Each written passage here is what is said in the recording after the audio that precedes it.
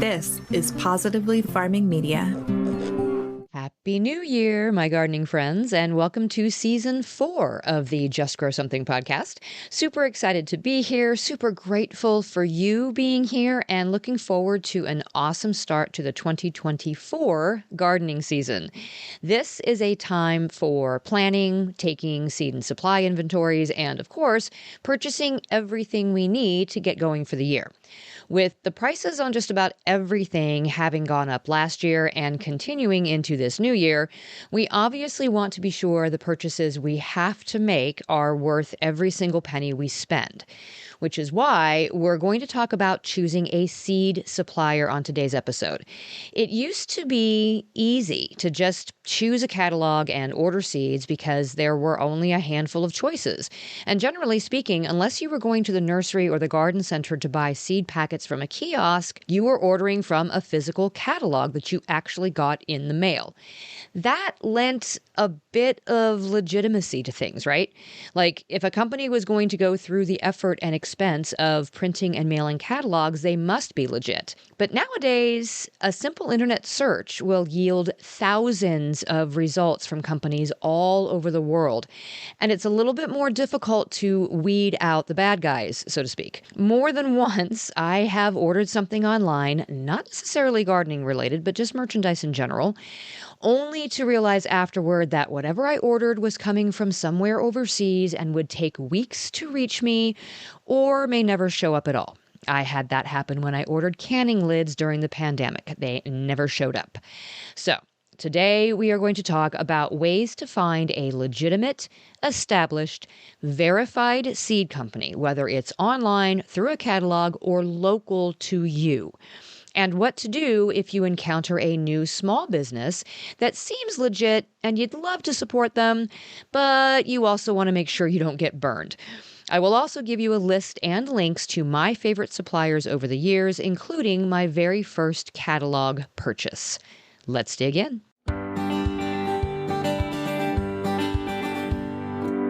Hey, I'm Karen. I started gardening in a small corner of my suburban backyard, and now 18 years later, I've got a degree in horticulture and operate a 40-acre market farm. I believe there is power in food and that everyone should know how to grow at least a little bit of their own. On this podcast, I share evidence-based techniques to help you plant, grow, harvest, and store all your family's favorites. Consider me your friend in the garden. So, grab your garden journal and a cup of coffee and get ready to just grow something.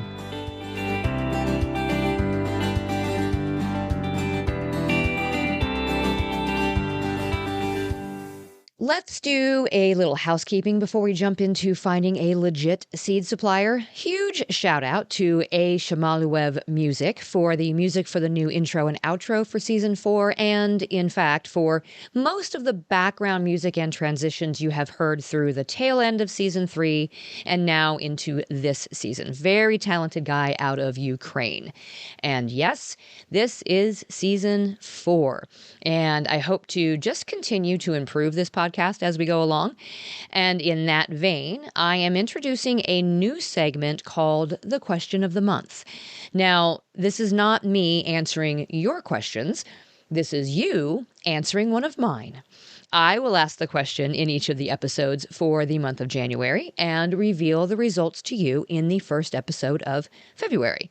This question is for you to answer, either through the link in the show notes to leave me a voice message, by using the Q&A segment in the show notes if you're listening to Spotify, or by sending me an email from the website or directly to grow@justgrowsomethingpodcast.com.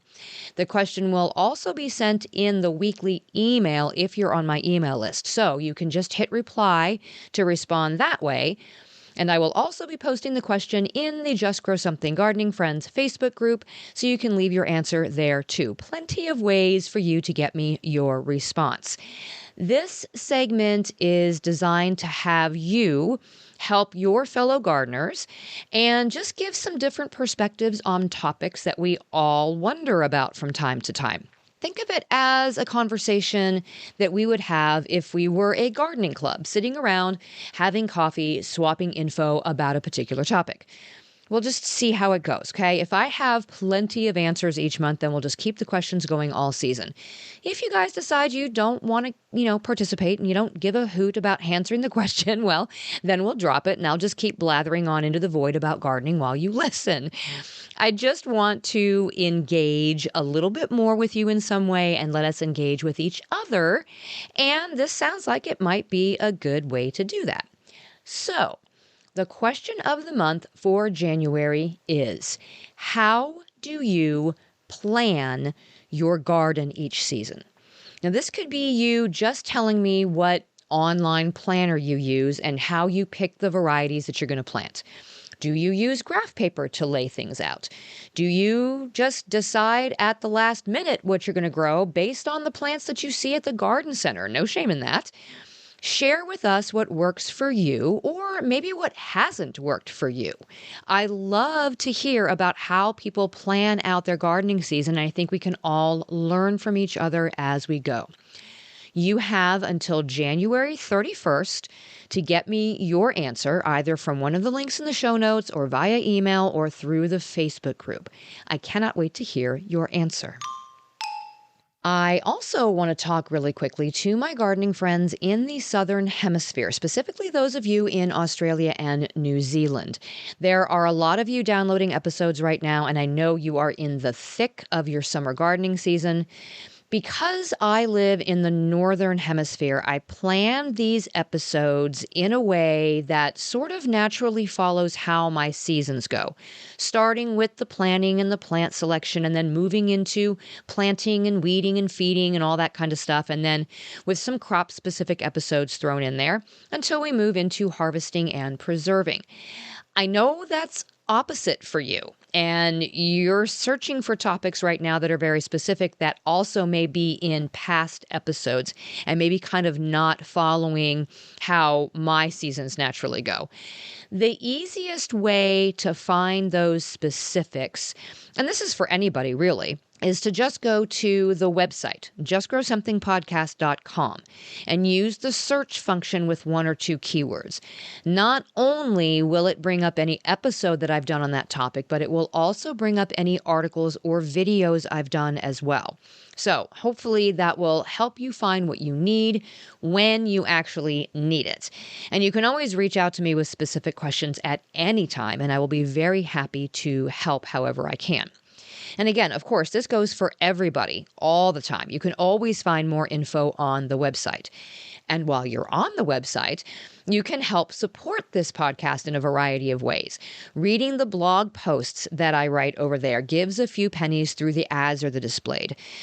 Clicking through links to make purchases from any of the companies that I'm affiliated with gives a few pennies. I'll be actually making it easier to find the sponsors and affiliates of this show on the website in the coming weeks.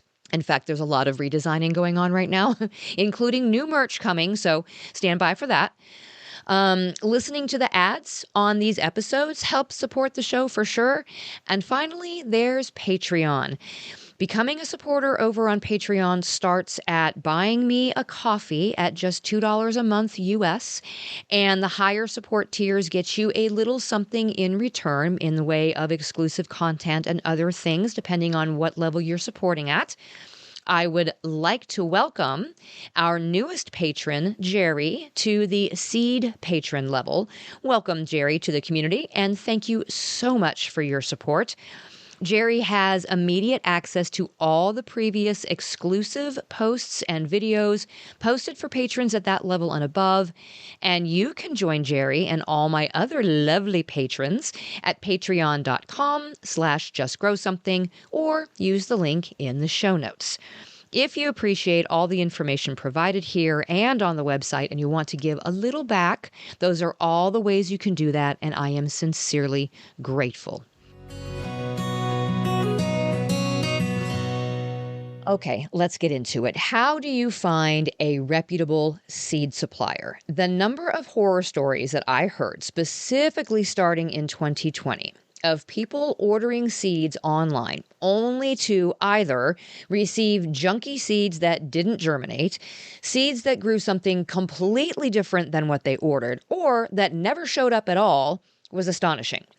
Now, I know a lot of that had to do with desperation. During the beginning of the pandemic, seed suppliers were absolutely overwhelmed with the sudden demand for seeds and supplies that they ran out what seemed like practically overnight. Folks had no chance but to turn elsewhere to find their seeds. And unfortunately, this was both experienced gardeners and brand new gardeners alike. Shady suppliers popped up online, and people lost a lot of money ordering from companies that were less than legit or were out and out fraudsters. So, how do we prevent that from happening to us? The first thing is you can try to stick with just printed catalogs. A company that takes the time to print and mail a physical catalog is likely to be legitimate just based on the sheer upfront cost alone. But obviously, there are companies who have been around much longer than others, and just because they're legit doesn't necessarily mean they're going to fit your needs. So, here are some things to consider when choosing a printed catalog to order from.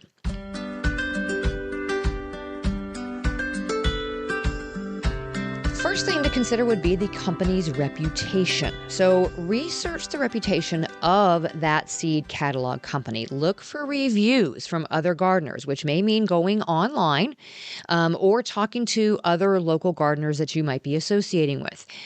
A company that has a positive reputation is more likely to provide quality seeds and reliable services. Now, of course, this comes with a bit of a caveat. How often do you actually go out and post a positive review on somebody versus going out and posting something negative if you've had a negative experience with them? And therein lies the rub. So a lot of the time, you may not be finding positive reviews, but you might find a bunch of negative reviews. I mean, I know I don't generally go out of my way to go and review a company unless I have had a very, very positive experience that was somewhat above and beyond what I would normally expect. Or if the company has reached out and asked me to leave a review, then I might go and do it then. But I'm more likely to leave something in the way of a negative review if I've had a very negative experience with somebody. So when you go looking for reviews, take that with a grain of salt. Look at those responses to any of the negative reviews, because I have been known, if I see a negative review on a company that I have used, to go out and refute that negative review or give my side of things just to sort of take the edge off if I disagree with what that review said. So looking and finding positive reviews is a good thing. Just keep in mind that oftentimes, especially if they're a newer company, they may not have much in the way of positive reviews, and those negative reviews may outnumber them upon occasion. The second thing to maybe look at would be how much of the seed information is available and what kind of descriptions they're giving. So take a look at the catalog and see if they are leaving detailed and fairly accurate information about each seed variety. Legitimate companies are going to provide fairly comprehensive descriptions, including planting instructions and days to maturity and the specific growing conditions that those plants need. You should avoid catalogs that have any kind of vague or overly promotional language. I have seen very salesy language also in the descriptions of new varieties or even heirloom ones in established catalogs too, or just very exaggerated descriptions. So this is kind of a buyer beware situation. If a variety is being described as too good to be true, well, it probably is. So, just temper your decisions with a little bit of healthy pessimism. Another thing to look at too would be if they have a seed quality guarantee. Do they offer some sort of a guarantee? Reputable companies are going to stand by the quality of their seeds, and oftentimes they are going to provide a guarantee or a replacement policy of some sort in case of issues. This means they're pretty confident in what they sell, which means that you should be pretty confident in buying it. Now, of course, anybody can say whatever the heck they want to and give a guarantee on anything. But something like that coming from a printed catalog tends to lend a little bit more legitimacy than just a random listing on the internet somewhere that could say anything, to be honest with you. Also, look at the variety of seeds that are being offered. An established seed company should offer a fairly diverse range of seeds. So, different plant varieties, and generally speaking, usually some heirloom options, unless they're just not into the open pollinated stuff. If you have a printed catalog that only offers a handful of varieties, keep in mind it may be a startup company or it may be a small local business. Now, this isn't necessarily a bad thing, and sometimes these smaller companies absolutely have high quality seeds, and they are just extremely focused in their efforts. There's nothing wrong with that.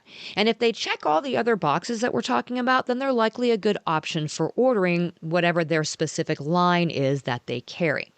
And then also look to see whether or not their ordering and shipping policies are transparent. Look through the catalog and find if there is clear information on their ordering processes, their shipping costs, and their delivery times.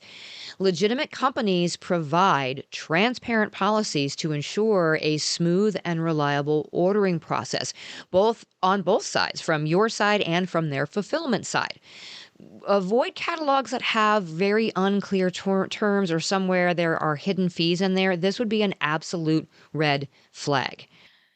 And then finally, consider the company's history and how long they've been in business. A lot of the time, they're going to put that right in the first few pages of the catalog, established in 1885 or 19 whatever.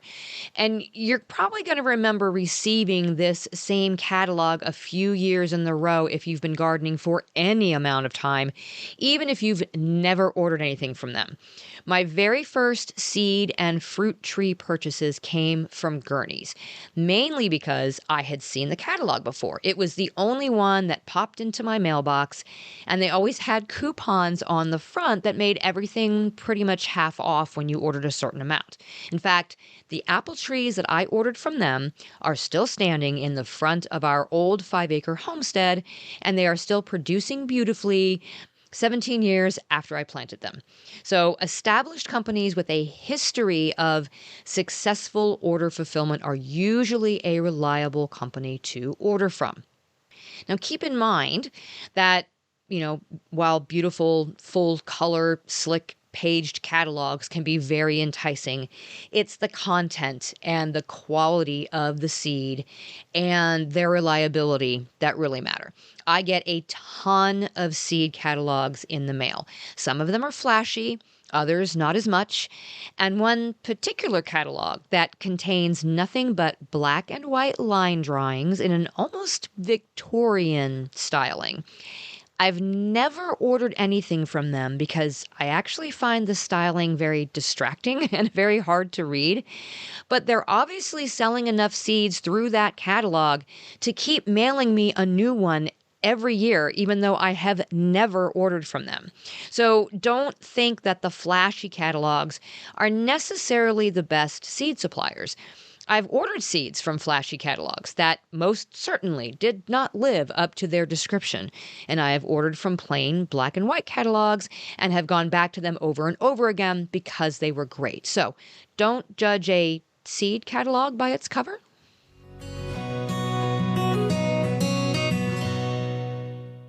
Now, what about ordering seeds online? Well, this can be a little bit tricky, especially if you're dealing with a hub like Amazon or even Walmart now that brings together suppliers from all over in one place to shop. Most of the scams I heard of, and the one I fell victim to, involve sellers on one of these hubs. Mine was Amazon. And obviously nothing against Amazon. I am an affiliate seller for Amazon. I just didn't dig deeply enough into the seller and I got burned. So always be sure to verify information from multiple sources for a well-rounded understanding of who you're dealing with online. Now, there are ways to order directly from the same catalogs you get in the mail by going to their website. That is what I do for most of my seed ordering. I get the catalog in the mail, then I head to the website for actual ordering. If there is a very specific variety that I'm looking for and I am unable to find it through one of my usual sources, then I will turn to the internet at large. So, some things to look for when ordering from an online seed supplier. First thing first, reputation and reviews. Check the reputation of the seed supplier by looking for customer reviews and testimonials. Legitimate suppliers generally have a track record of satisfied customers. Now, we've all seen the fake reviews on Amazon and other platforms that can make it seem like a company or a product is legit when they're actually planted reviews. But go way back in their history to check for real reviews. Sort the reviews by oldest or sort by the lowest review. Consider checking other online platforms, gardening forums, social media. Check those for feedback. Look for as much unbiased information as you can. And if you can't find any, well, then maybe move on. The next thing to look for would be if they list the germination rates. Legitimate seed suppliers are going to provide that information on germination rates. In fact, in the US, they're required to. When I used to save and sell seeds, it was information I was required to include on the packaging. Look for details in the listing or on the supplier's website that specify the expected germination rate as a percentage. This ensures that you receive viable seeds. Again, yes, you can be lied to, but if this information is omitted altogether, the company likely isn't legit or they just don't know what they're doing. The next thing to look for is clear product information. A trustworthy seed supplier provides clear and detailed information about the seeds they offer. This is regardless of whether they're selling online or in a print publication. This should include the botanical name, the variety, the expected size of the plant, days to maturity, any specific growing requirements. So once again, avoid suppliers that have any kind of vague or very incomplete product descriptions. Just like in the printed catalogs, that is a red flag. Now, something that's unique to online purchasing would be looking for secure payment options. Legitimate online businesses offer secure payment options. Obviously, this is automatic with online hubs like Amazon or Walmart, but if you're shopping directly from a supplier's website, look for secure payment gateways and ensure that your personal and financial information is handled safely.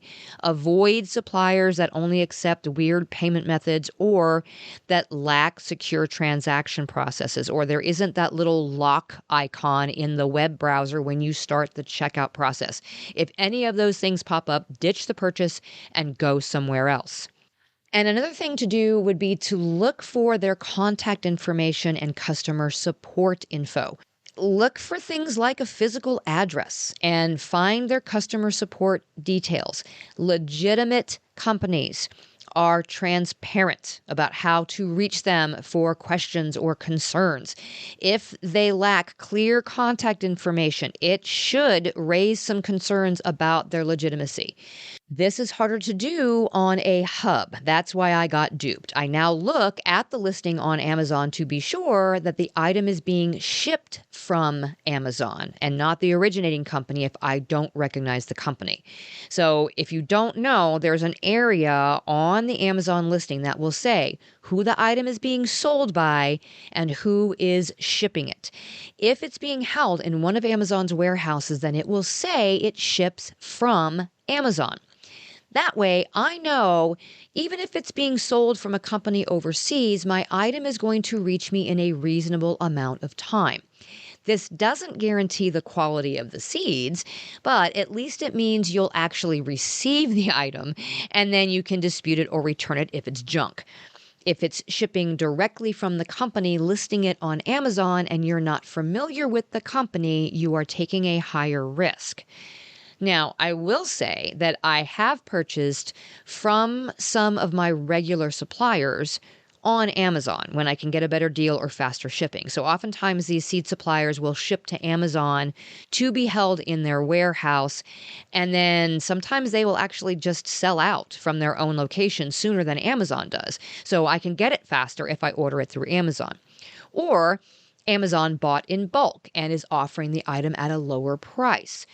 I've also gone the other direction, finding something on Amazon and then going directly to the supplier on their own website just to verify they're legit, and then I end up ordering it there instead. Either way, always look at who the seller is when purchasing on Amazon or another hub like Walmart. So whether you're ordering from a hub or you're going directly from a supplier website, remember to cross-reference information from multiple sources to make an informed decision so you don't get burned. Now, of course, there are cases in which you can purchase seeds from local suppliers. I've talked before about a shop near me, Planters Seed and Supply, and I mentioned Buffalo Seed Company in an episode about landrace varieties. These are both local suppliers to me. One is a reseller and one is actually saving the seeds themselves and then selling them. Now, it's a bit easier to see that Planters is a legitimate company, right? I walk in, I see the seeds behind the counter, I see plenty of people in there shopping. That's all I need to know. With Buffalo Seed, it might be a little bit harder. They are a small business, and when they first started, their website was sparse and it was kind of difficult to navigate. The only reason I knew they were legit when I came across them was because I had met the owners when I was donating some produce to another organization, and I just happened to recognize their names on the website. I also recognized their names from being involved in our local gardening groups online and in real life. So that was how I validated their company. But if I hadn't recognized their names or I hadn't met them personally, how would I know? I love supporting small local business. I am one. Well, two, actually. So it's important to me. I also understand people need to be careful with their money. So if you've gone through all the checklists we already talked about and you still aren't quite sure about a company, but you're feeling compelled to try them out, then do it. But just start small. Place an order for seeds that you could easily find somewhere else if A, the order never shows up, or B, they don't germinate or they're the wrong seed. That way, you've given them some business, you've tested them out to see if they're legit, but you've also not put all your eggs in one proverbial seed basket, right? I will say that my plan is to get my open pollinated seeds from Buffalo Seed Company this year before ordering elsewhere. And if you garden in the Midwest, I actually highly recommend them for open pollinated seeds that were grown with organic fertilizers and in most cases with only rainfall and not irrigation. It makes them uniquely adapted to our Midwest weather and therefore more likely to do better in my gardens. If you have a seed company near you that does this, make them your go-to first if you can, because you will likely have better results. But that's a sidebar. So who else do I order my seeds from? Like I said, my very first orders, the first few years came from Gurney's, their mail catalog. They were a no-brainer choice for my budget, and they got me going in the right direction. As I expanded my repertoire, I've ordered from Baker Creek, Seed Savers Exchange, Southern Exposure Seed Exchange, Burpees, just picking up seeds from the garden center. And then as my needs increased and I had to buy in much larger quantities, I've moved to using Johnny's seed a lot, but I also use Harris seed, and I love True Leaf Market. They're a sponsor of this podcast and I'm an affiliate for them, so bonus points there. And I use Urban Farmer seeds as well. So my go-tos on the regular are definitely True Leaf and Johnny's, and then specific varieties that neither of them carry, I get from Harris and a couple of others. So I will leave links to all of these in the show notes so it gives you some resources. Hopefully that takes a little mystery out of shopping for seeds and how to find a reputable supplier. Remember, check for feedback and reviews, make sure they have secure purchasing options and some sort of guarantee, and know where the items are shipping from when you're shopping online. Hopefully you can find all the seeds your gardening heart desires this season without getting burned. Until next time, my gardening friends, keep on cultivating that dream garden, and we'll talk again soon. Thanks for listening to another episode of the Just Grow Something podcast. For more information about today's topic and to find all the ways you can get in touch with me or support the show, go to justgrowsomethingpodcast.com. Until next time, my gardening friends, keep learning and keep growing. And reliable on both sides, both from ordering and from blah, blah, blah. Try that again. That specifically state the expected blah, blah, blah, blah. Dang. Clear and detailed information about what the seeds, that's not what I'm trying to say. Oh my goodness. The seeds they offer. This is irregardless. That is not a word. First started their website was kind of sparse, and it was very difficult to sparse is not a word. And some sort of guarantee and know where the items are shipping from. I am having all kinds of bloopers today. Holy cow, blooper reel is gonna rock.